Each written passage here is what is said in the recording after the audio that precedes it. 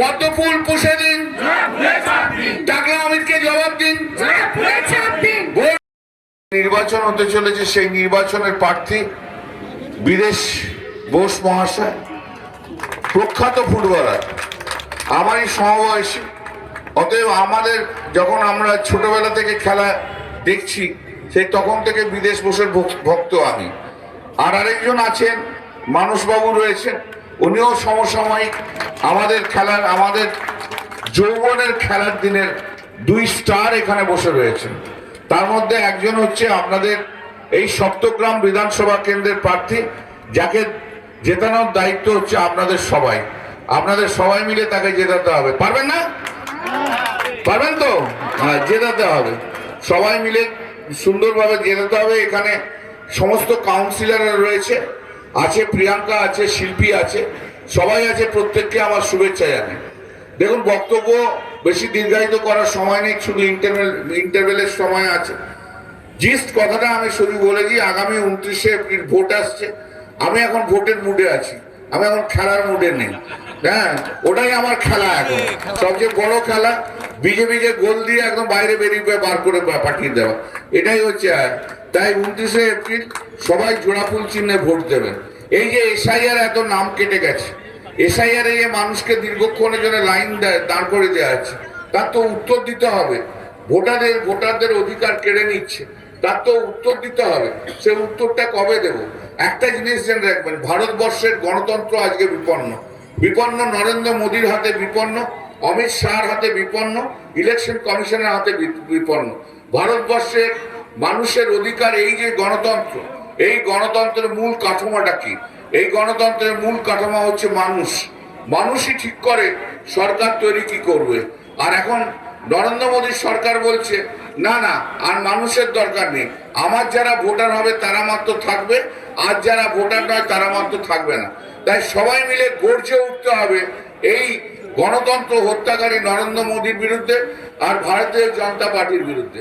আর কাঁথির যে ষাঁড়টা আছে, জানেন তো? কাঁথির একটা ষাঁড় আছে, জানেন তো? কাঁথির একটা ষাঁড় আছে, সন্ধ্যা হলে বাংলা খায় যে, সেই কাঁথির ষাঁড়টা ও এখন সব জায়গাতে পশ্চিমবাংলার মানুষের কত কিভাবে পেটে লাথি মারা যায় তার ব্যবস্থা করেছে। 100 দিনের কাজের টাকা বন্ধ করে দাও, গৃহ প্রধানমন্ত্রী সড়ক যোজনার টাকা বন্ধ করে দাও, সব টাকা বন্ধ করে দাও। আর নাম দিয়ে আসে, সব নাম দিয়ে আসে, ইডি আর সিবিআই কে দিয়ে তাদেরকে অ্যারেস্ট করাতে বলে। এই হচ্ছে কাঁথির ষাঁড়ের কাজ।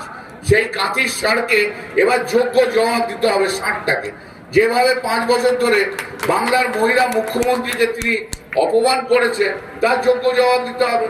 মহিলাদেরকে এরকম অসভ্য ভাষায় কেন কথা বলবে? ষাঁড়টাকে ভালো করে বুঝিয়ে দিতে হবে, তোর এবার জায়গায় চলে গেছে গর্তেরে। তুই নন্দীগ্রামেও নেই, তুই ভবানীপুরেও নেই, তুই কোনো পুরেই নেই, তোকে ঢুকতে হবে গর্তের পুরে। সেটার জন্য আগামী দিনে ব্যবস্থা করতে হবে। বিজেপি দলটা একটা যে ভুয়ো দল, সব চোরটা চাপাটির দল, একদম একদম ষাঁড়ের দল, বাজে দল একখানা। যত উল্টো পাল্টা কাজ, মহিলাদের নিয়ে, তাদেরকে নিয়ে খেলা, এই হচ্ছে বিজেপিদের কাজ। অতএব এদেরকে শেষ করতে হবে। বাংলার বুকে যতক্ষণ একটা বিজেপি রয়েছে, ততক্ষণ যেন বাংলার উন্নয়ন আটকে রয়েছে। বিজেপিকে শেষ করো, বাংলাকে তুলে ধরো। বিজেপিকে শেষ করো, বাংলাকে তুলে ধরো। আমাদের এই হচ্ছে কাজ। আগামী দিনের ভবিষ্যৎ আমাদের নির্ভর করছে তার উপরে। সমস্ত ভারতবর্ষের মানুষ তাকিয়ে আছে আজকে মমতা বন্দ্যোপাধ্যায়ের দিকে। যখন 230 থেকে 240টা সিট নিয়ে পশ্চিমবাংলায় চতুর্থবার মমতা বন্দ্যোপাধ্যায় বাংলার মুখ্যমন্ত্রী হবে না, তখন নরেন্দ্র মোদী 2029-এর ধাওয়া হয়ে যাবে, একদম 2029-এ চলে যাবে।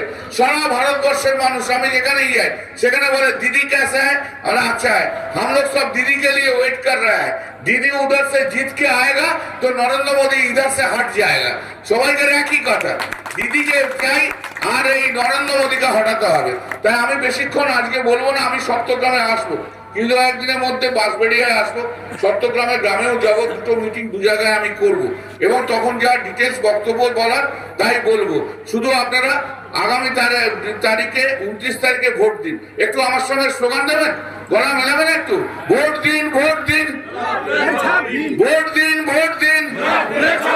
29শে এপ্রিল আসছে দিন, পদ্মফুল পিষে দিন, পদ্ম ফুল পুষে দিন, টাকলা আমিরকে জবাব দিন, ভোট দিন, ভোট দিন, মমতাদিকে ভোট দিন, বিদেশ বোসকে ভোট দিন। জয়